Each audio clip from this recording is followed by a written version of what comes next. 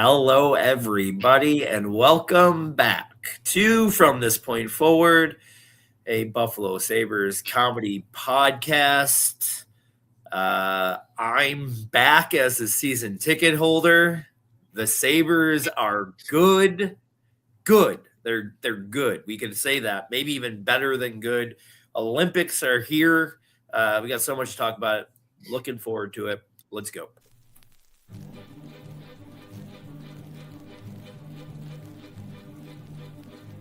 Let's acknowledge the fact that in one of your favorite movies of all time, you thought the slogan was "Ducks quack forever" instead of "Ducks fly together."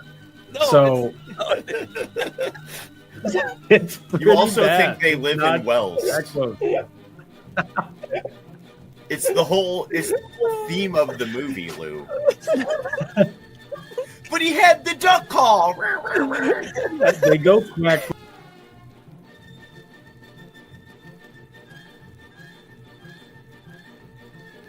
It would be Malcolm Subban, mostly because that one season where instead of letting him play for the Sabres for the last game of the year, they had him sing the national anthem. And it was a real, like, you're under contract, the season is over. We know you've only gotten to be up here a couple of times.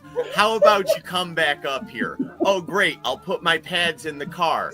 No. You won't need them. Just make sure you warm up the pipes when you're driving down the 90.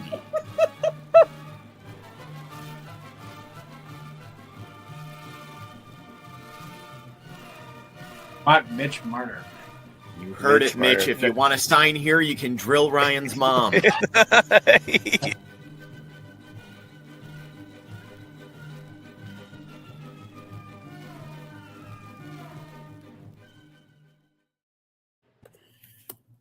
What is up, guys? I did bury the lead. I talked about all the things that we were going to talk about today, but obviously not the most important. We are going to spend a half hour or so on the halftime show last night. How would you guys think of Bad Bunny? I loved it. Also, wait, no. Kid Rock was the halftime show. I did. I forgot. I'm sorry. Speaking of Kid Rock, do you guys know that he is one of the only celebrities that I have just a picture with randomly? So when I went to the PGA Championship in Rochester at Oak Hill, he was just walking around. So I spotted him and took a picture with him. So unless it's the greatest impersonator in the world, I have a picture with Kid Rock. So I was there that weekend and did not hear that he was there, did not see anybody. That would be incredible if you just have a picture of some guy that was posing to be Kid Rock. No, great. I enjoyed the actual halftime show, not the Super Bowl at all. That was horrible. But it did drive me, because I know all the controversy surrounding around it. It did drive me to like spend some time after the game looking at old halftime shows. Incredible for sure. Not in my top five. Like Shakira and what was her name? Shakira and J-Lo. Yeah. Whoa, dude! I went back and you drafted it in our draft on our other podcast, and it made me look back at it the other day or after the Super Bowl yesterday. Cinema. That was, I think that's number one. I think that's number one in my book. Real quick, Chris, you didn't partake in our draft. You got a number one right off the top of your head. Number one off the top of my head is Prince. Yeah. Easy pick. Yeah, I think that's got to be it. It was just, during Purple Rain, it's raining. Come on. That's like God just being like, that's pretty great. All right. Well, that was fun. That's the show. That was it. We just wanted to get everybody's Bad Bunny opinions. We have a lot. Let's we'll start here. Yeah, I am back. We'll get right there. I got set back in.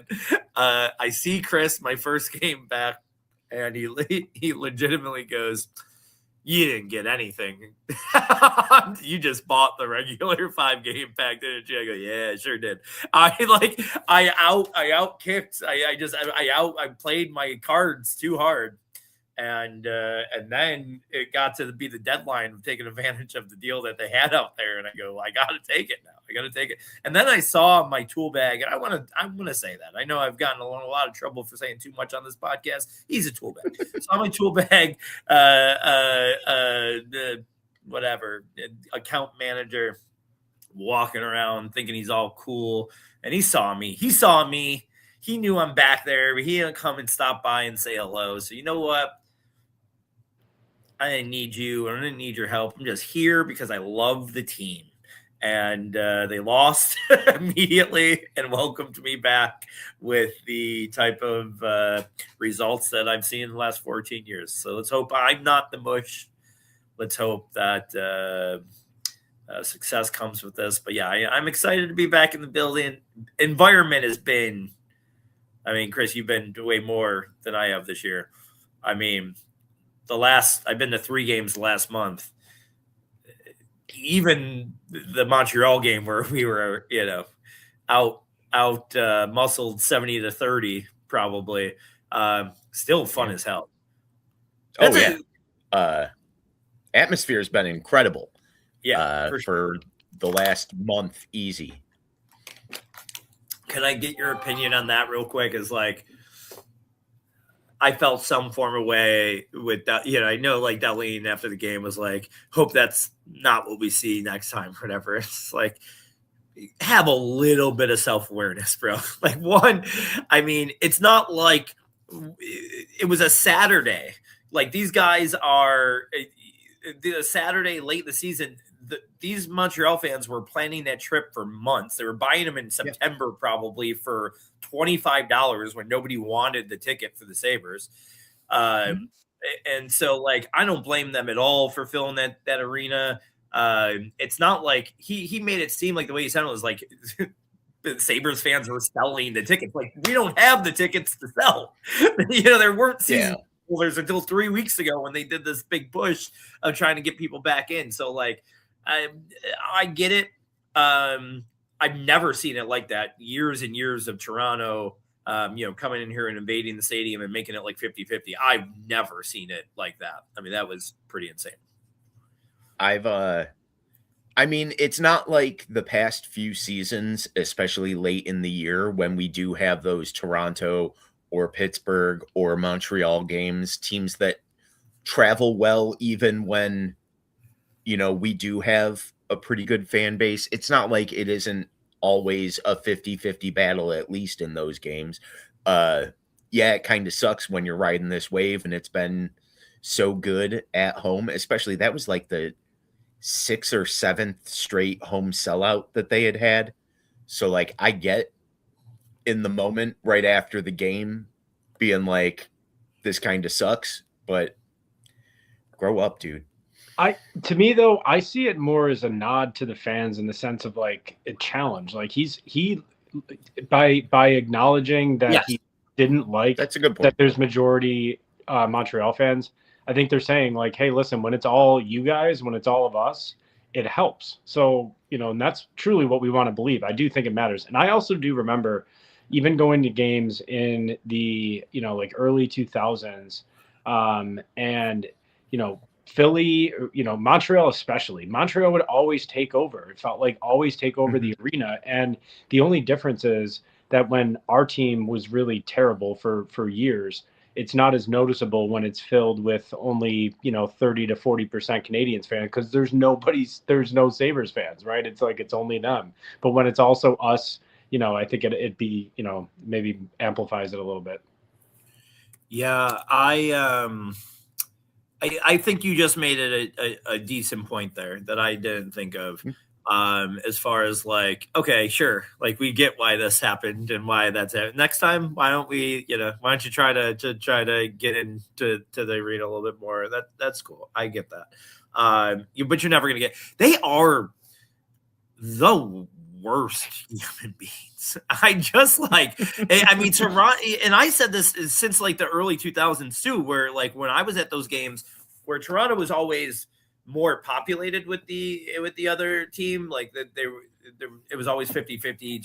The Montreal games would be maybe 30% or whatever Montreal, but it's insane how many more fights, how many more arrogant, ignorant people there are at these Montreal games than Toronto. I don't know what it is, but they are not likable people, and really shitty. I think it's like also the whole Ole chant and all that stuff is very taunting. Like, the Toronto has the regular "Go Leafs go" and "Let's go Buffalo." It's a regular chant.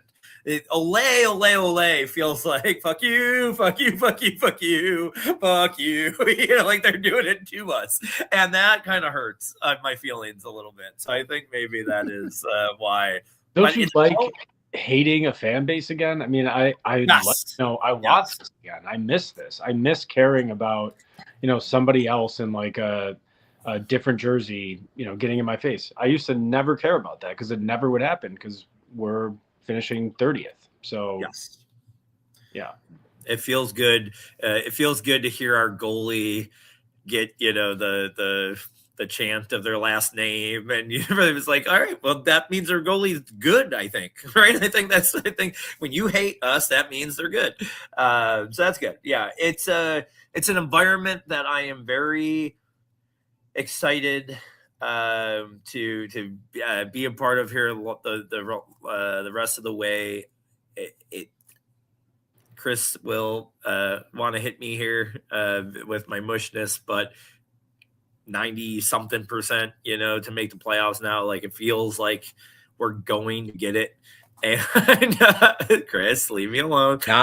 Not since you re-signed. That's not the trade deadline we were looking for from Yarmo. It is funny. I signed back up and it went from 94% to 80. What's that?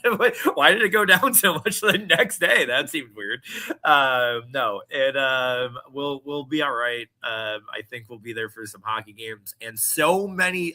It's insane. I know that's the joke, but it's so true that there are diehard Sabres fans that will be, and you could give that to them. Like, you don't want to call, I don't want to call a 9-year-old a diehard. I mean, guys are diehard Sabres fans in their 20s will be going to their first playoff game. It's insane.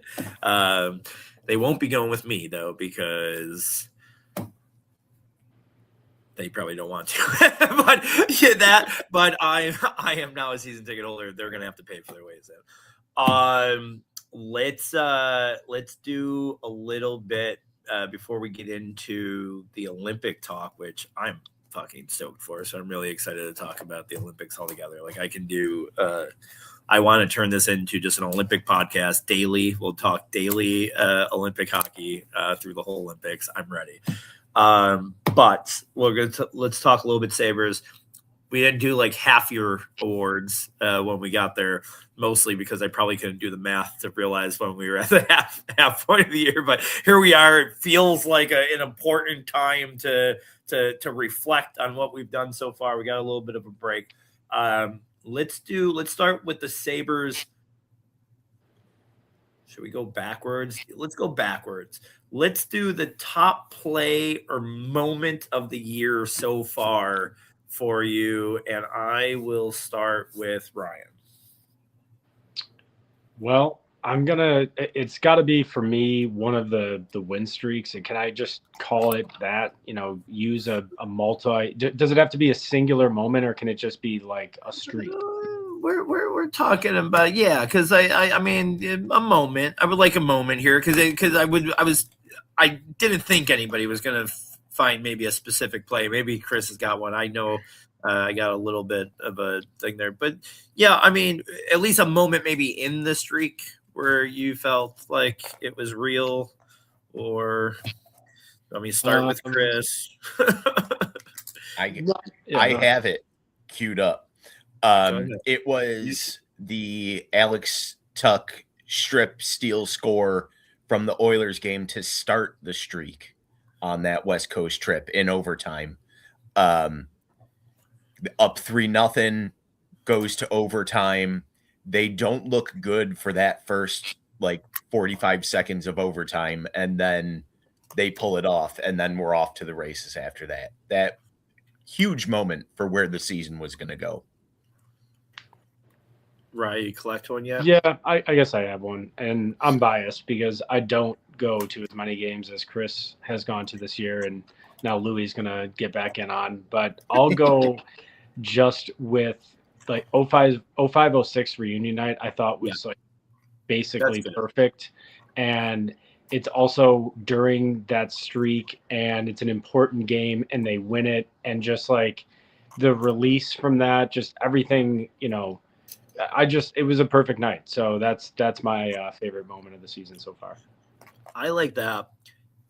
I'm going to go with, I'll say this. I did kind of, if we're going to talk about game, and I think we've talked about this on the podcast, is I wanted to find a moment within that Stars game. I was busy that night, and so I didn't catch it live. So I think when you're talking a moment, you almost felt it in the moment, so to speak, where you're like, oh, fuck, this is it. This is real.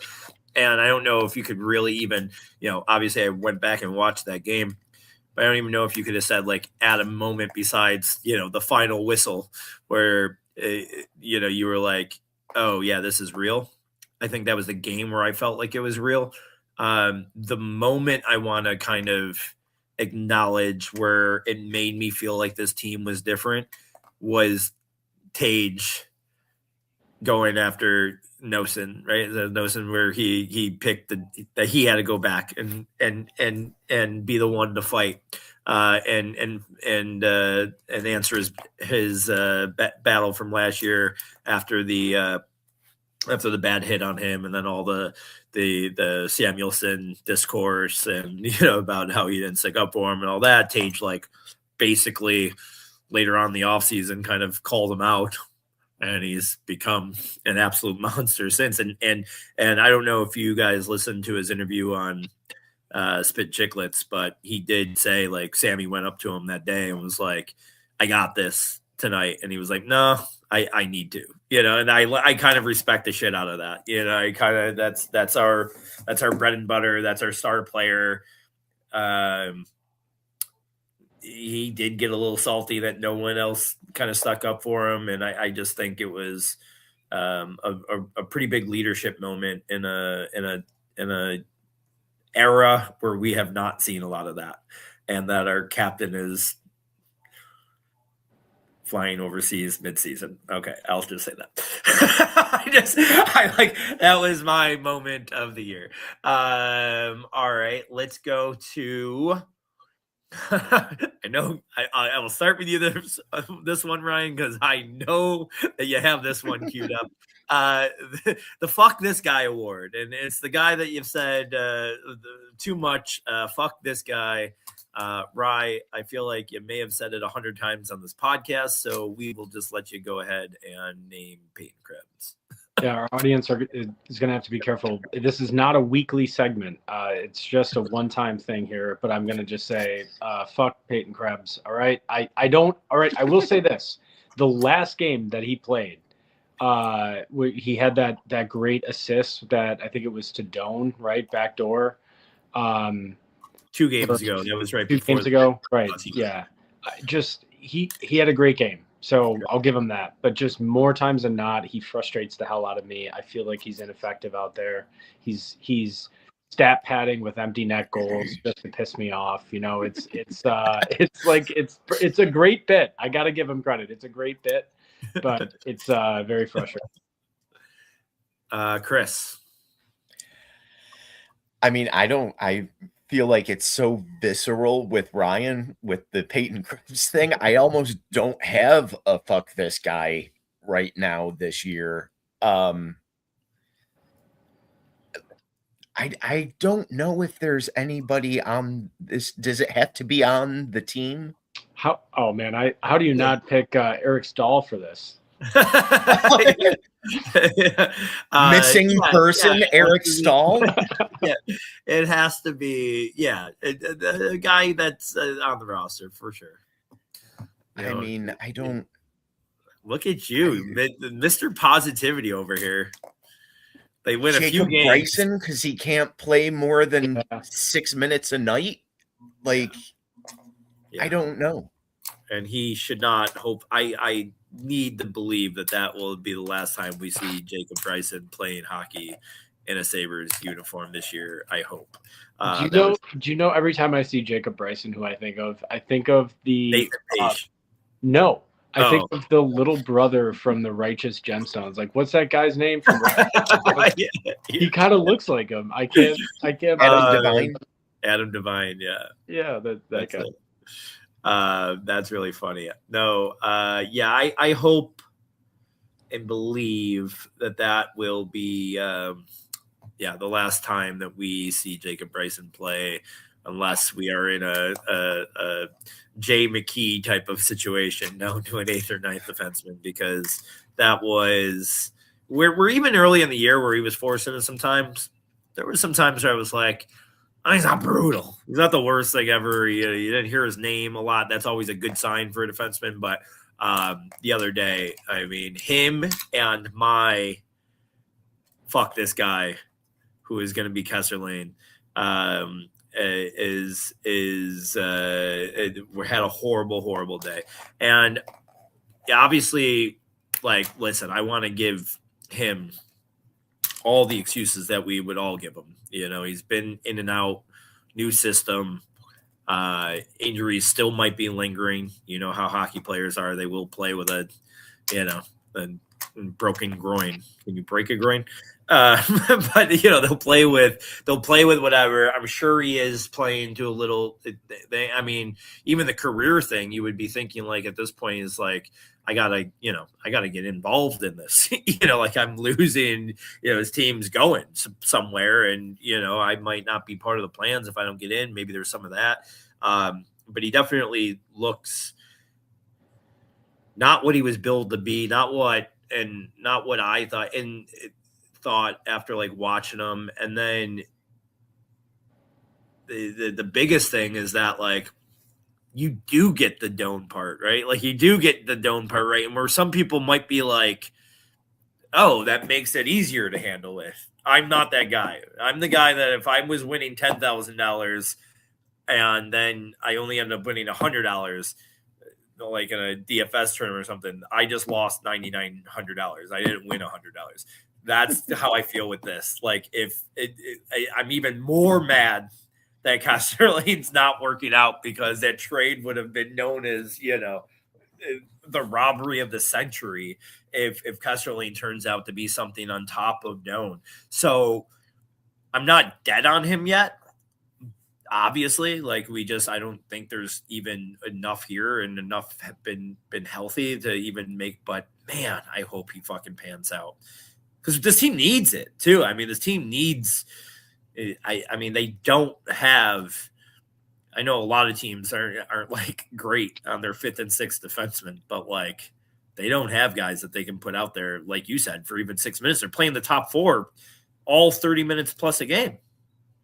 Mm-hmm. I mean, they're all playing close to 30 minutes, every single one of the top 4. These 5th and 6th guys, no matter who they are, whether it be Metza or whatever, they're going out there and playing, 5-6 minutes. So they need to find somebody to eat up those things. The one thing I like about, not to go too far away from what we're doing here, but that is to me the easiest thing to, like, acquire at the deadline.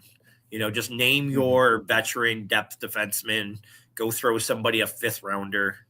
Rasmus Ristolainen, anybody? Love it, by the way. Love it. As your 5th defenseman playing 12 minutes a game, you wouldn't like it?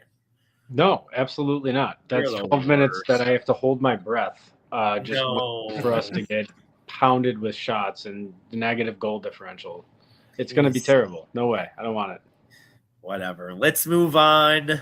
Plus, he spent the past 4 years in Philly. You think he's going to get less sufferable than what he already is? I mean, come on. He's in Philly. He's surrounded by the worst people in the planet. Yeah. Well, them and Montreal fans, don't forget. All right, let's move on. Let's do unsung hero. And for this one, I will start with Chris, who is the unsung hero so far for the Sabres. This is a little bit of a tough one for me because I don't think the two names that came to mind are conventional unsung heroes. But I'm going with Zach Benson. His 2 injury stints have been insanely noticeable in how this team plays. And I know he's not a huge goal scorer, and apparently some fans are really mad about that.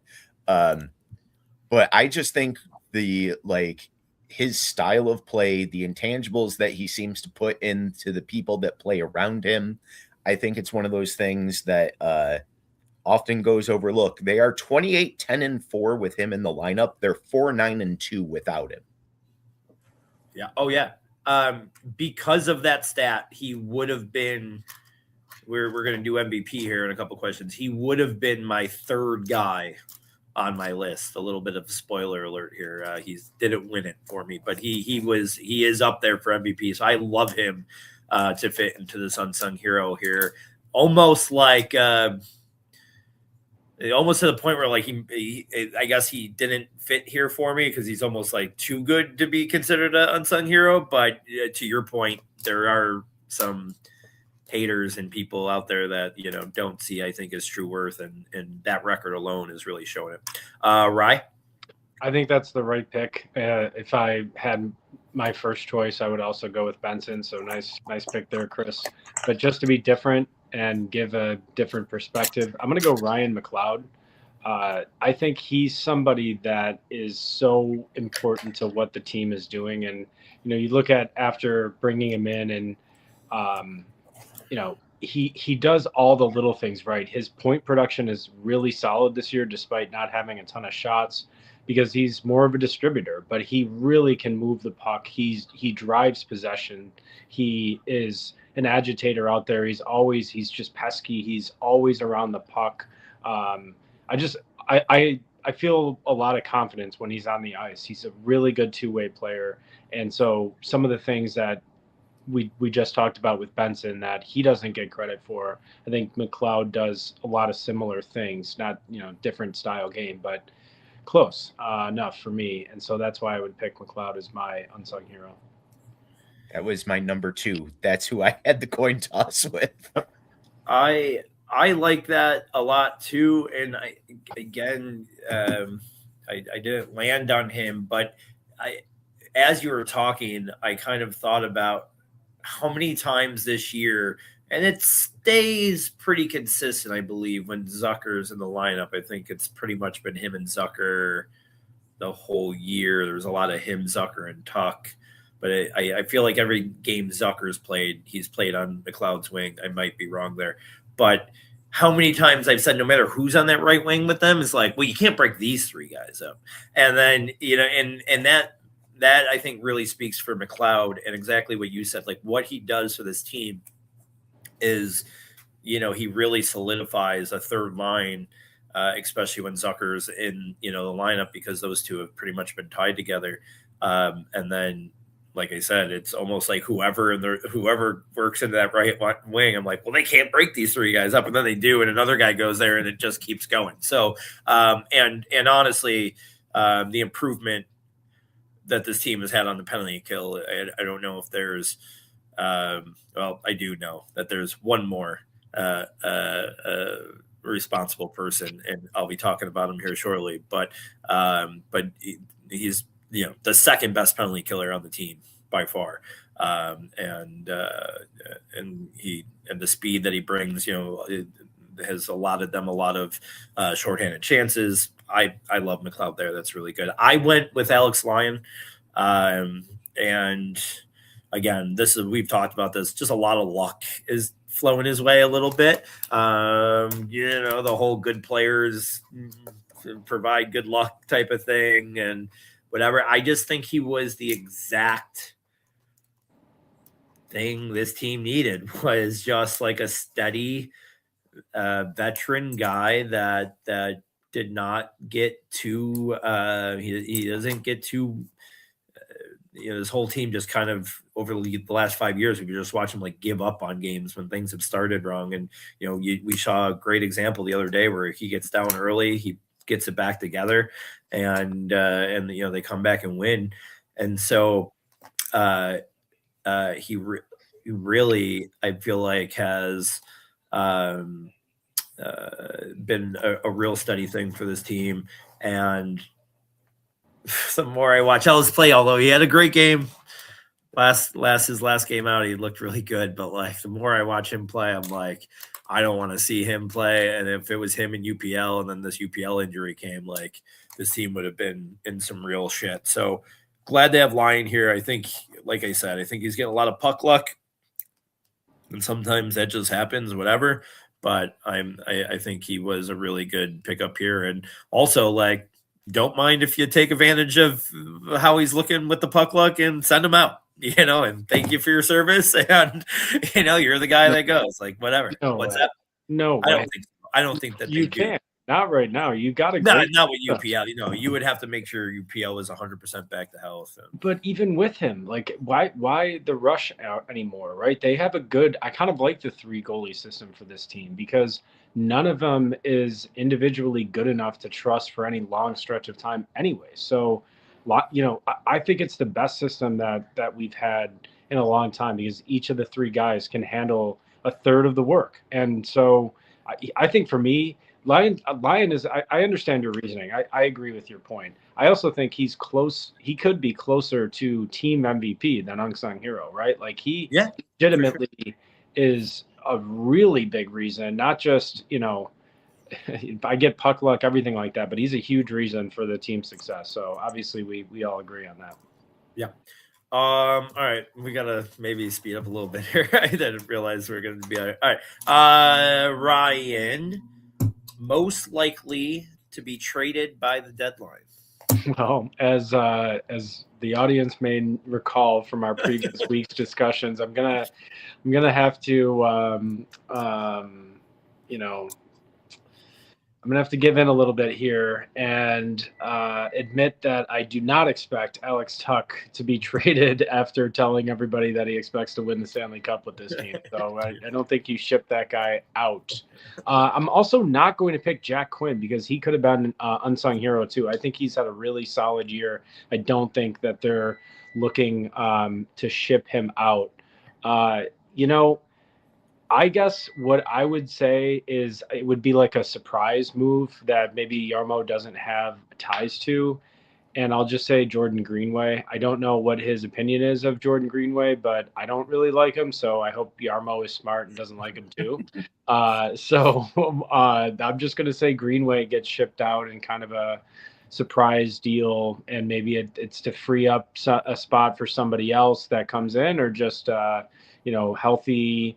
On the back end, Roseanne looks good and earns that spot and keeps it. So I'll throw a dart out there. But if anything, guys, I truly expect like adding pieces and not really shipping out. I know they have a log jam at certain positions and they have a lot of guys, but whether it be for injuries or whatnot, I think they're going to be trying to flip, depth and youth and picks for win now type guys.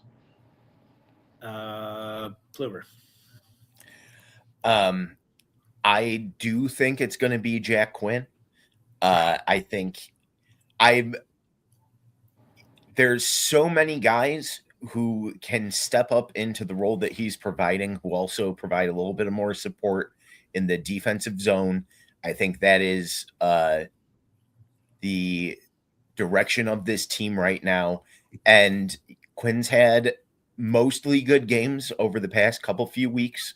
But I just think you can replace him with younger guys. He's still got decent value. If you're looking for those depth moves, I think that's the kind of guy who's hovering in a mid-lower lineup spot that you can.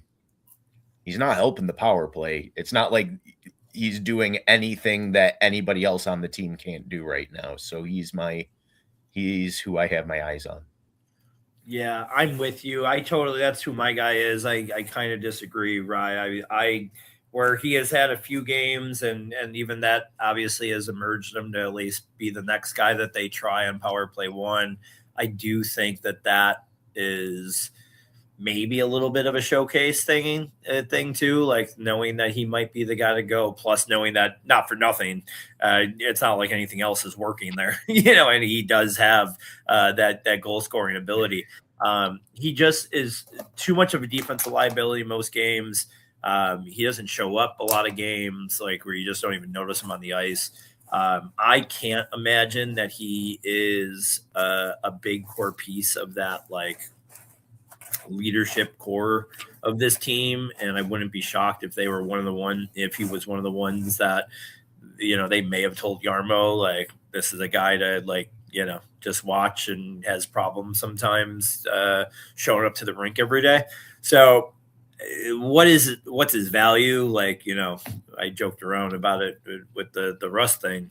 Like, I don't think he was really a big part of that when I talked about Oslin in the first. I think Quinn might be worth like a 3, but maybe that also is, oh yeah, he's garbage, dude. No, I'm telling you right now. You guys are crazy. No. You were ready to sell Noah Oslin and Jack Quinn and a pick for Brian Russ. Let's not forget that. All right. Let's not forget that. But what I'm saying is that Quinn in that part was nothing. Like, to me, he's nothing. He might get you a depth defenseman back if you're looking to get something for this year. I kind of agree with Plumer that you get rid of him for whatever draft pick you could get rid of him for, and then you're freeing up a spot for the guy that you're going to acquire, because I just think there's going to get a point here that Yarmo is just going to have to walk away with guys that aren't quote unquote his guys that he doesn't see. And, those spots are filling up, and Rosen doesn't have a spot if there's not 3 trades. I mean, Rosen's only playing these last couple games because of a couple injuries up front. So, like, I just think you guys have the wrong read on Quinn. I think they like him, and I think they want him a part of the piece. He's a good middle six guy, because he can actually. Yes, he has to improve defensively, but like, he's, I don't know. To me, he has like 120 something shots this year, which is pretty good for a winger that's playing, mostly third line minutes. And, I guess, some power play, but I don't know. He's a nice piece for me. I'm not, rushing to move him. He has a ridiculous shot. I think he's worth well more than a 3rd round pick. So if that helps make it a worthwhile trade, then so be it. But I think he's worth more. I mean, that's the thing. Like, I'm not necessarily saying that that's like the trade I would want. It's just like that, to just free up the space and take a pick and just call it a loss. Like, I don't necessarily want that. But if he's like I don't feel like he's the 1-for-1 for a guy that can, like, really help your team. I think he's the cherry on the top with another pick or player that maybe get a guy. Like, he's the throw-in. I think he's the dome, and again, that might work, right? But for me, it was Doan was the throw-in on that Paterka deal, and it worked. And I'm not saying that Quinn can't go work somewhere. I think he is, to Plumer's point, just like there's so many guys on this team that are Jack Quinn. I mean, there's just small guys that aren't very physical that can score a decent amount. Like, that needs to change somewhere and become this type of player. You just created 25 Jack Quinns. All right. An entire team of Jack Quinns. Last one. I don't know who I started with. I started with Ryan because he did the dumb thing. So Plumer, let's go team MVP. I mean, do we even have to discuss this? I think we should all just say the name of the guy that we bullied into being a top 5 defenseman in the entire NHL. We are talking Mikkel Samuelsson, right? Michael Samuelsson? Mikey Samuelsson? Yeah, I'm talking about Michael. Okay. All right. I want to make sure that that's what we're talking about. Is serious? Are you serious? Who are we talking about? I mean, Matthias Samuelsson is team MVP for me. Yes. I'm already raising my hand, telling you I'm second. 100%. There's not even an ounce of doubt this year. He's by far. Go ahead. You say your things. Outside of those first 3 games, I was so mad that we didn't buy him out, and then whatever happened, and he was a rock to steady this boat at times where things were not going well. Darlene's going through all his stuff. He was clearly not himself for a majority of the early part of the season. Samuelson's there for it. Nights where they need somebody to jump up front, he's there for it. He's throwing bodies around. He's getting in. He's playing below the goal line for like a significant portion of a shift. He's doing things that I don't think any of us thought he would ever be capable of doing. He's doing them well. And it feels like anytime they need something from a defenseman, he is there. Yeah, I'm just going to second it before we go to Ryan, because it does not look like he's going to make it a 3-way anonymous. Jesus Christ.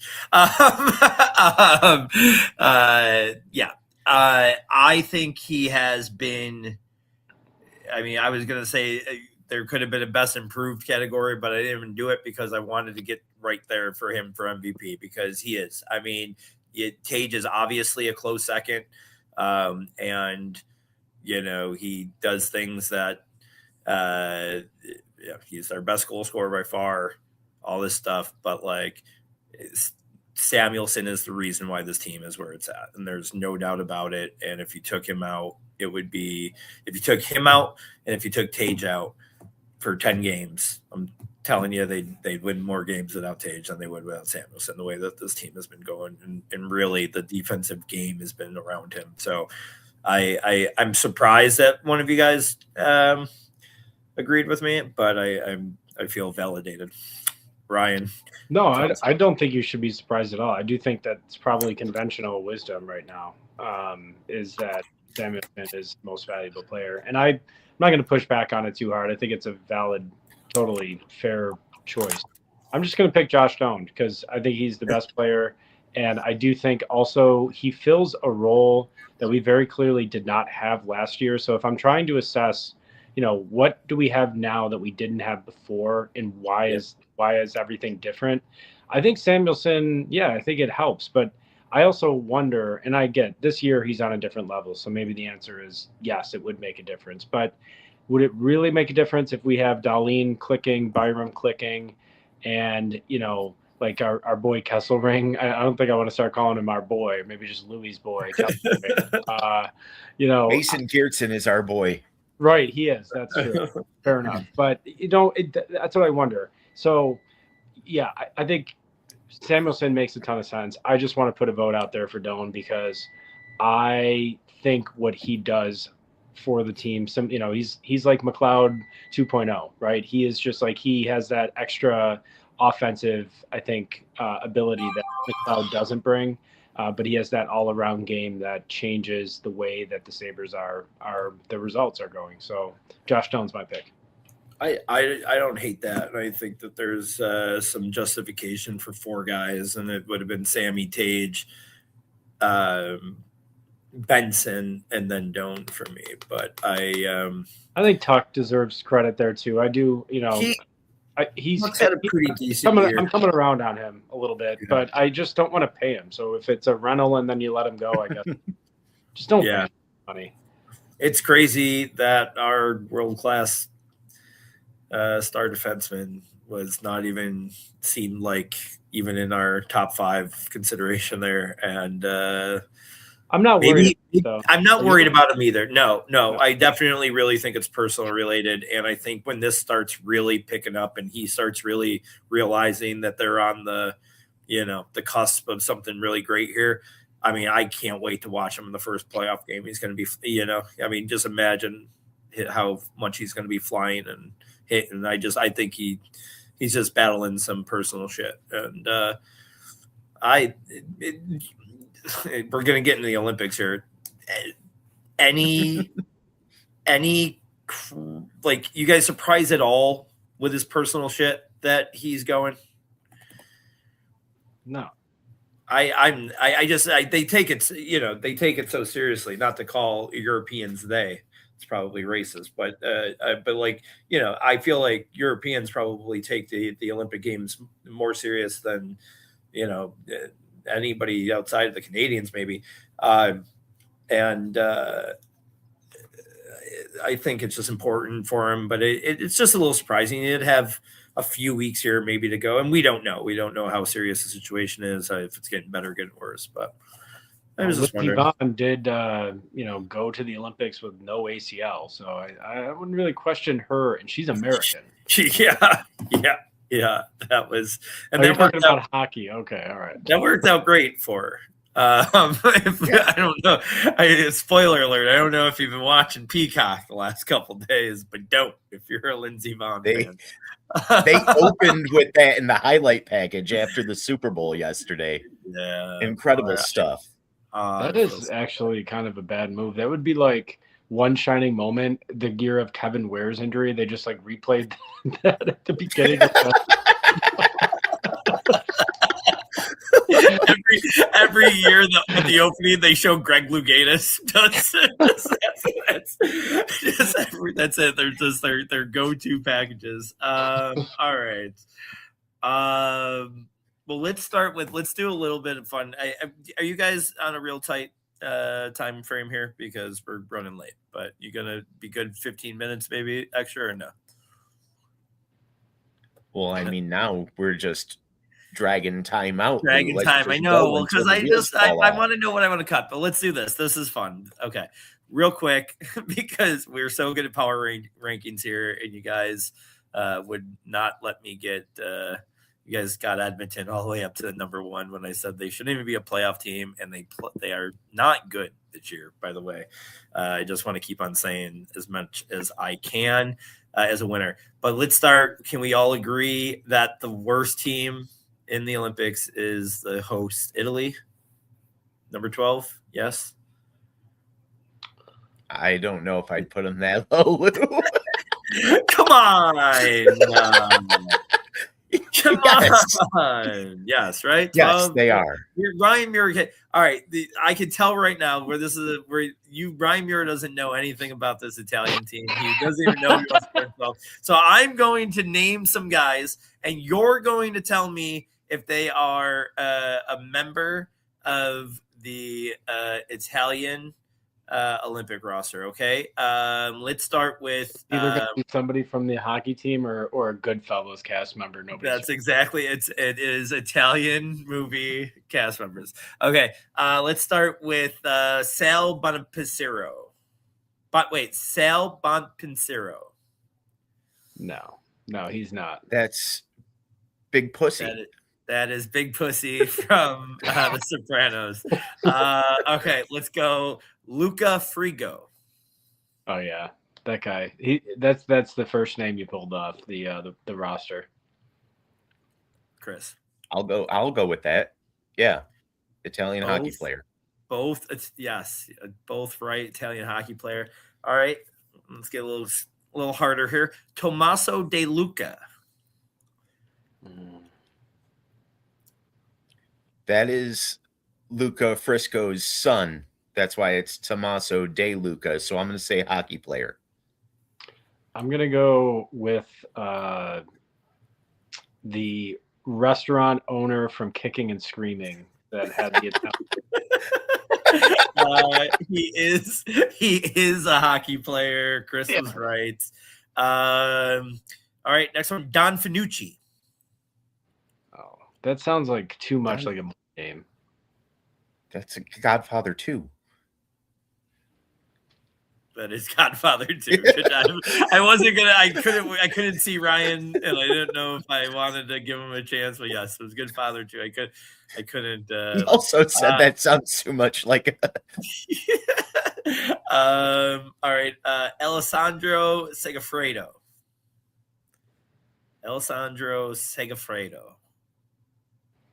Man, you're having way too much fun saying that name. Yeah. So much fun. I was not going to cut this bit. That's why I asked if you guys could stay long. I'm going to go hockey player. I'm going to try to get a point here. I'm going to go I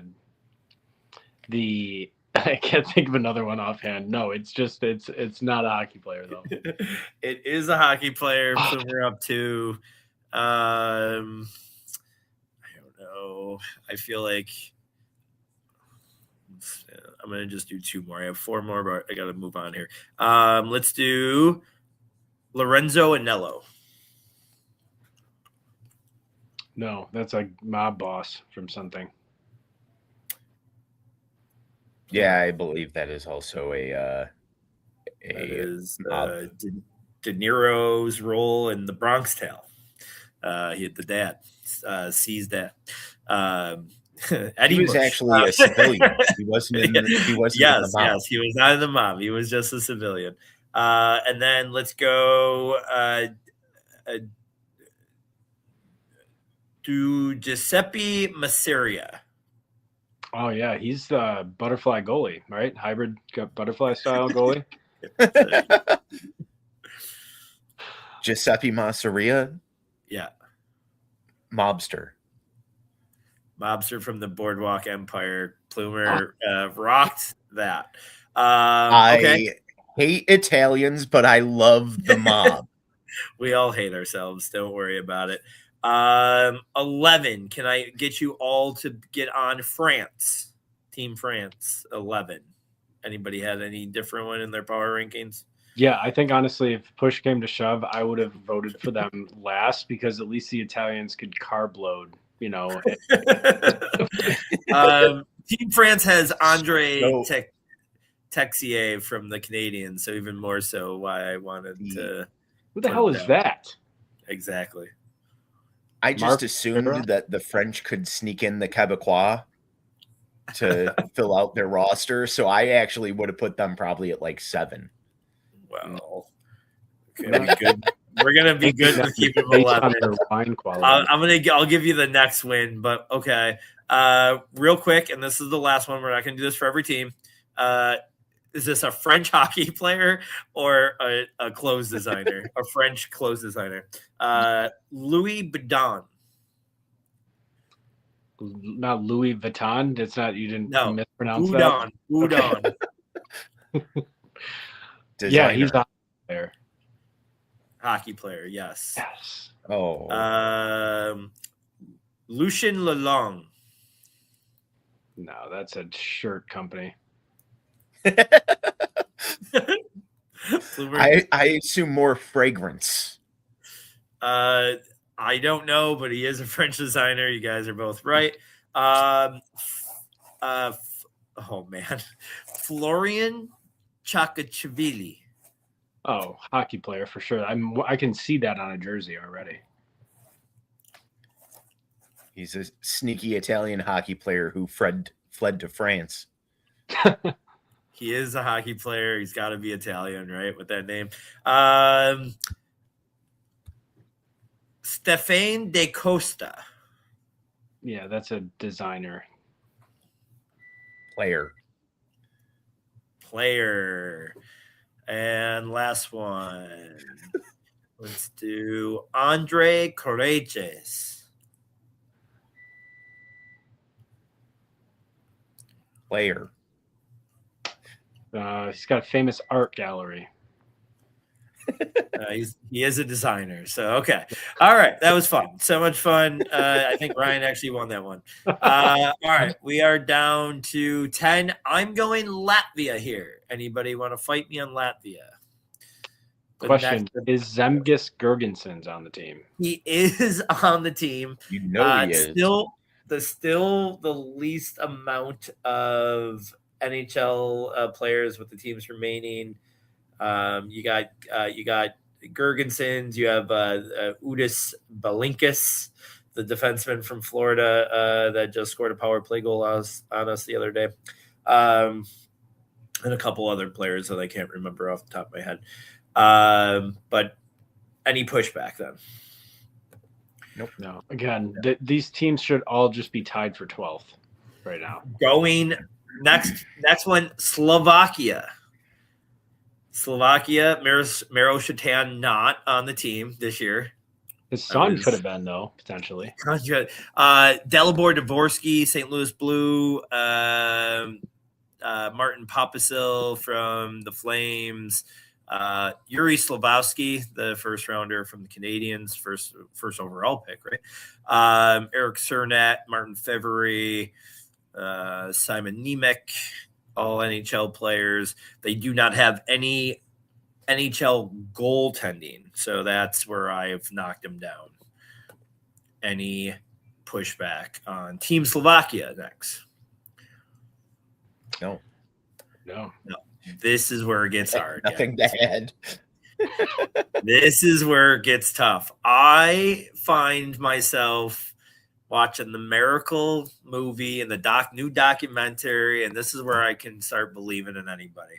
And that goes at, I'm going Team Denmark here, but just listen to the stud Team Denmark. When in our lives has Team Denmark looked like this?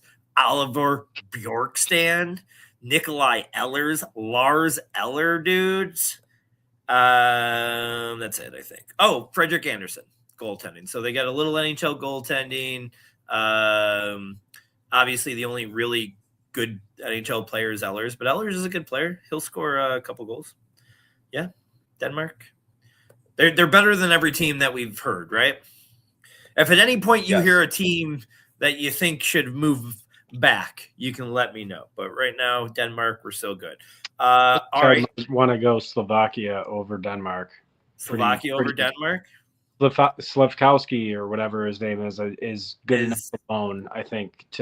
He's the best player in that pool, I think. But Frederick Anderson at goaltending for the. Listen, you know what? We're getting goaltending from Alex Lyon, UPL, and all right. Waivers, hey, right? Listen, I'm fine with that point. All right, we're gonna switch them. I'll make a quick switch. Here's another team I really like and want to maybe find some way to bet them somehow, play them to win a game against a team they shouldn't. But Team Switzerland is my next one. But here's some guys: Kevin Fiala, Nico Hershiser, two of the better goal scorers in the league. Philip Kurashev, Timo Meyer, Nino Niederreiter, P.S. Suter. Roman Yossi, JJ Moser, Jonas Singlehalter, and then they have Schmid from the Golden Knights as their goalie. So it's a pretty. I mean, that's 10 NHL players playing for Team Swiss. Definitely the best one that we've named so far. But can they have gotten higher? Hard for me to say. I'm going to have one surprise on this, and you guys are going to push back, but we'll just start here. My number 6 is Finland. Now, this team always, Finland in these tournaments seems to always just play great because they're so well structured, and they just have this team system, and they always feel like they're in the medal round, whether it be playing in one of the top 2 games. But I don't love this roster. This is there's 6 big teams to me. And they're the worst of the big 6. And so here's this: Joel Armia, Sebastian Aho, Mikkel Granlund, Rupi Hintz, Capo Caco sucks. Ari Lettingen from the Avalanche, Lushrainen and Lundell from Florida, Mikko Rantanen, good. Couple defensemen, Henry Jokiharju, ever heard of him? Thank you. I was waiting. Miro Heiskanen, Ali Mata, Jesus, he's still in the league. Yeah, I like this team. Rasmus Ristolainen. I no longer like this team. And then goal. That's going to be such a good sound bit. And then the goalies, again, 3 decent ones here with Korpisalo, Lankinen from Vancouver, and then Saros from the Predators. Korpisalo became the injury replacement for UPL. UPL's on this team. I'm not even joking. UPL's on this team. I might have not had him 6, but I'm going to put him 6. He would have played. He would have been the starter, I have to think. Oh, he would have played. Yeah, he would have at least played. Is he going to be the main starter over Saros? I don't know, but Sirius has not been the same goalie for a couple of years now either. So, man, I'm really just disappointed for him. But okay, 6. I know you like a lot of that team until I said Ristolainen. If there is a team that you think should move back when we're doing this, it's fine. I'm going to go number 5, the Czechs. Again, another team that you always feel like should be in like the top 3 somehow. Didn't love this roster, and it is. I'm just going over some of the big guys. Thomas Hertl. Jesus, Dominic Kubalik is playing in the KHL. Not off to a great start here. Yeah, no. But Thomas Hertl, Martin Necas, David Pastrnak, obviously great. That's really the best guys up front. Defense, Roenick, Gudas. Ooh. Guys. Yeah. We got to put the Finns above the Czechs. Yeah, Finns have to go above these guys. Great goaltending, though. Dostal, Vejmelka, and Vladar from the Flyers. Yeah, I'm fine with the swapping Czech and the Finns. I might even want to put Czechoslovakia behind Switzerland at this point. But any thoughts on that? No? Is that going too overboard? Yeah, I wouldn't do that just yet. All right. Personally. All right. Czech is 6. Finland is up to 5. Team 4. And this is probably my biggest surprise. I want to bet them to win a medal at some point. That is going to be Team Germany. And again, not as much depth as these other teams, but as much top-heavy talent in Draisaitl, JJ Peterka, Tim Stützle, then a goaltending. They're going to have Grubar, who's been amazing this year. Moritz Seider, the defenseman from Red Wings, who's one of the better defensemen in the league now. Lucas Reichel, Dominic Cahoon. Remember Dominic Cahoon from the Sabres like 15 years ago? This is him. Nico Sturm. Couple decent guys. Definitely no depth, but I think they can surprise. I'm going to go with the Germans surprising and playing for a medal. Great. Let's slide them right back behind those Finns and maybe. All right. But can I keep them over Czech? I mean, I don't know. I guess, but Chris, that didn't sound great to me. I mean, you got Draisaitl and Stützle and Peterka, but he's a traitor, so I don't know. It started off with 2 great names that are like, oh man.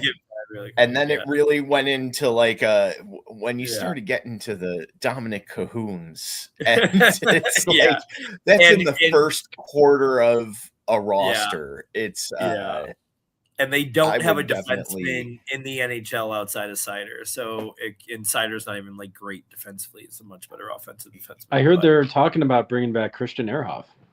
I thought that was. I thought I was going to see him after I saw Cahoon. I think Cahoon played on the same roster as Ehrhoff. I'm not even joking. Yeah, I think it's that long ago.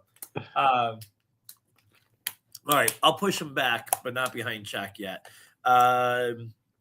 Team 3 would be Sweden. I don't think anyone's fighting that, right? Because we obviously know the top 2, so I don't even need to go through that roster. I'll kind of brush that up. We know, unless we're not going to put Finland over them. I'll do Sweden. Fuck, sorry. Fine, if you're going to make me. Jesper Bratt, Eriksson Ek, Forsberg, Kempe, Landeskog, Nylander, Pettersson, Lucas Raymond, Zibanejad, Dahlin, OEL, Hedman, Carlson. Like, we're not putting this behind Finland, right? Rasmus Anderson. In goal, Gustafsson, Markstrom, and Jesper Wallstedt. I'll tell you what, if Rasmus Ristolainen gets injured, we're moving the Finns above the Swedes. But otherwise, we got to keep them. So they are. I honestly kind of want to put the Swedes above Canada.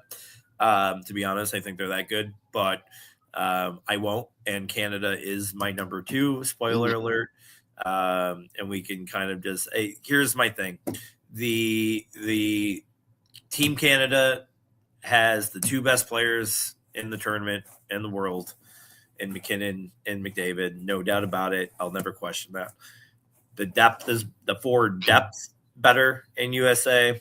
The defensemen are way better in USA, and the goaltending is way better.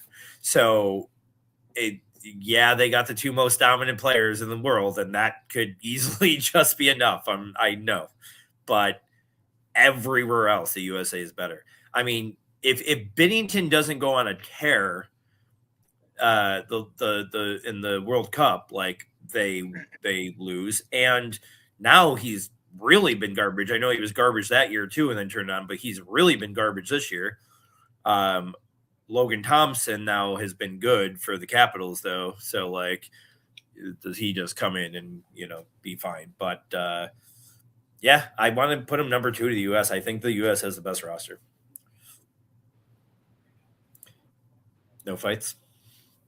Or you I mean, just my comment about Binnington is like he is all over the place during regular season, but he is a playoff tournament style goaltender. Yeah. So I wouldn't count on him just being bad. Can I just say that I don't want this podcast to get put on a list, but I absolutely loathe the U.S. team's number 1 line.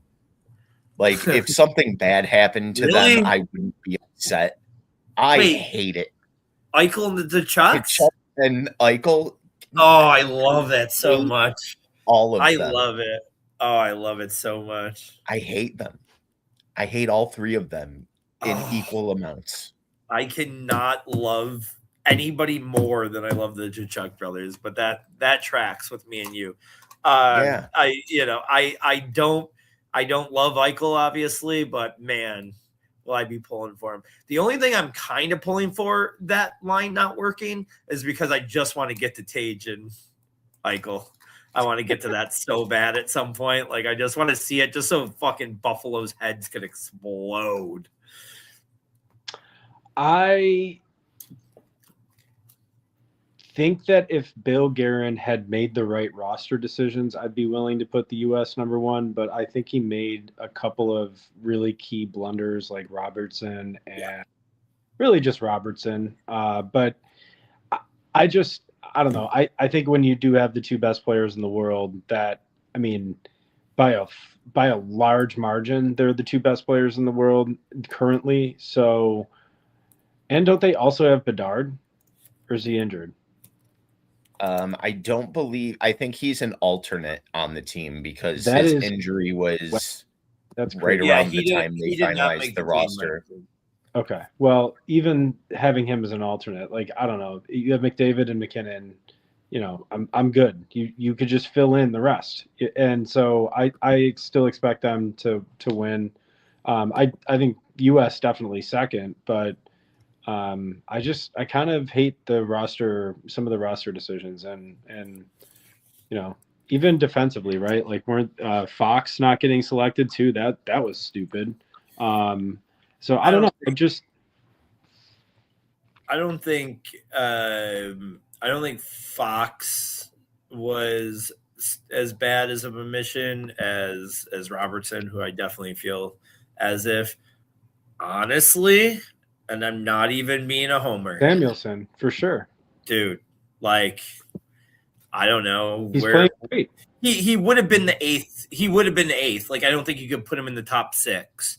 But he definitely, I feel like, belonged to make that team, especially if McAvoy got hurt. I think he's good now, right? I'm pretty sure. Like, there was question he might be hurt, but I think he's fine. Yeah, he is. Yeah, but I think given the way they've played right now, wouldn't you rather just take Samuelson over McAvoy?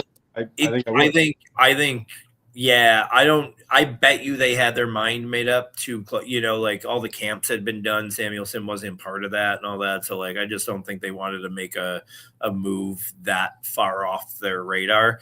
But yeah, I mean, I think it's very easy to think like that. All right, real quick, let's roll through. We're going to do, I think we should do goals. We were going to, I don't know how I put it as points or goals, but I think points are a little bit less. Or should we do points? What do you think? Drafting Team USA roster. Points. You want to do points? All right. Yeah. We can Can you share the roster to the screen? Because I could. Zero chance of knowing this. Yes, I could. I mean, wait. I'm looking at my prep sheet that I had listed all the players. Hold on. Let's see. Okay. These are the projected lines. You can see that now? Yeah. So Clayton Keller is the projected scratch along with Sanderson and Lacombe. I think Hannafin, because Brock Nelson. Get out of here. That's, I mean, him or Trocheck are the guys that but they, yeah. Brock Nelson would be perfect on Grey's Anatomy. He looks so All right. Let me do the order here. Oh, so we're playing for least amount of points at the Olympics has to chug a beer saber at the game on camera. Chris doesn't drink. He'll have to do a root beer, which is way worse. Can he let it flatten out a little bit? I think he's gonna have to, right? Like, I'm just gonna go for it, baby. I don't know, man. I mean, after I watch after I watch him do the Tage Classic, I don't know if I would doubt him on anything. Right before he starts drinking it, I'm gonna toss 2 Mentos in that beer saver. I'll do this, Chris. I will, seeing that you did the Tage Classic, you get to pick where you draft from. Where would you like to draft? Oh no, I don't want that. Do it. Just do it right. Okay. All right. I'll do it. Yeah. Right. All right. Here we go. I don't want to have to pick first because I don't want to have to choose somebody that I don't like. You just got it. I swear to God. So Chris, you get 1. I got 2. Ryan, you're 3 and 4. So Chris, how many people are we drafting here? We're going through 6 rounds. You got 6 guys. We're going to draft all 18 starters. You know what? Give me America's leading scorer, Austin Matthews. Yeah. Like that. I'm going to take everybody's favorite, Jack Eichel. Ryan for 2. All right. Well, fuck me. I guess I'm going to go with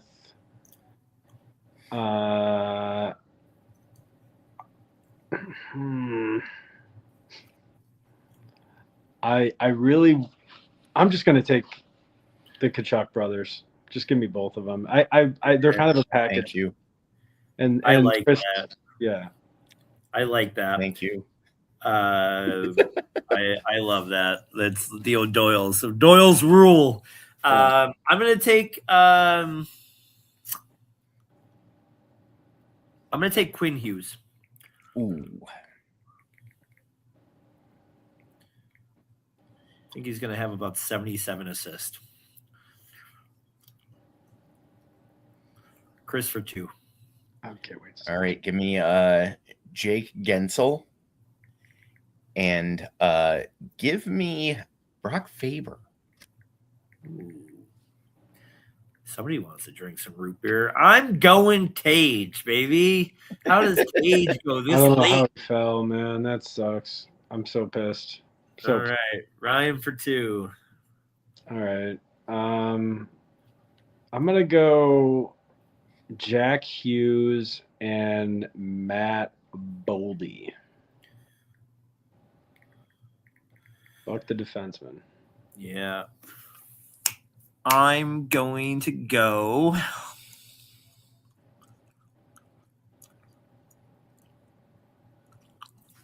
Kyle Connor.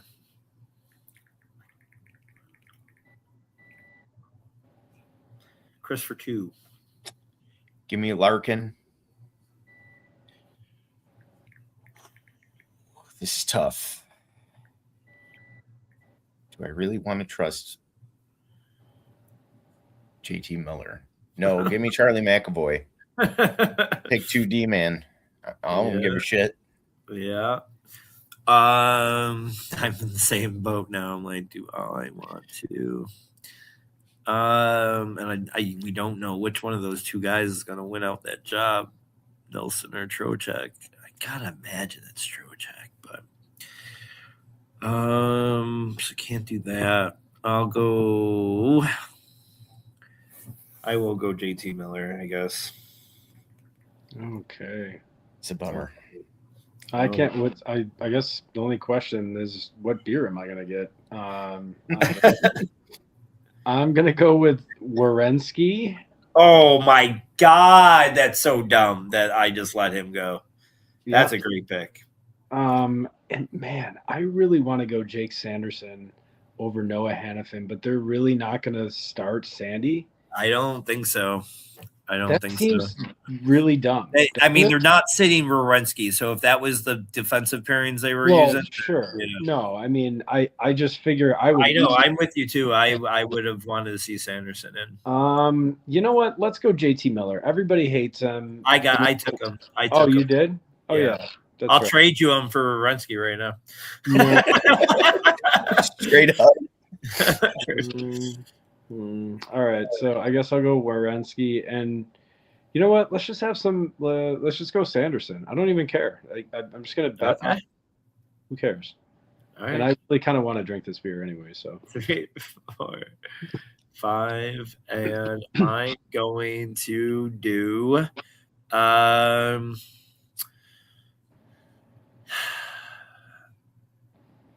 I will go Brock Nelson. Who might play just as much as Sanderson. So, all right, Chris, last pick. Dang, I was hoping to get both the Brocks. Trocheck. Right. Is he still out there? Or did you take him? He is still out there. No, he's still out there. Okay. We'll split time. Yeah, we'll split time maybe. So, all right. Chris, you got Matthews, Gensel, Faber, Larkin, McAvoy, Trocheck. I got Eichel, Quinn Hughes, Tage Thompson, Kyle Connor, JT Miller, Brock Nelson, also known as the best team. Ryan's got the Tkachuk brothers, Jack Hughes, Boldy, Werenski, Sanderson, who might not play a game. Thank you for sticking with us a little bit later, you guys included, my co-host here. Lots of fun. I'm stoked. In 2 weeks from today, 2 weeks from yesterday, will be the gold medal game, I believe, at 7:00 in the morning. If it is USA and Canada, Chris, you're drinking again. We are going out to Thirsty Buffalo and having the time of our lives. For so many root beers. So many root beers. For Chris Plumer and Ryan Mura, I'm Louis G. This has been From This Point Forward, a Buffalo Sabres comedy podcast. See you in 2 weeks.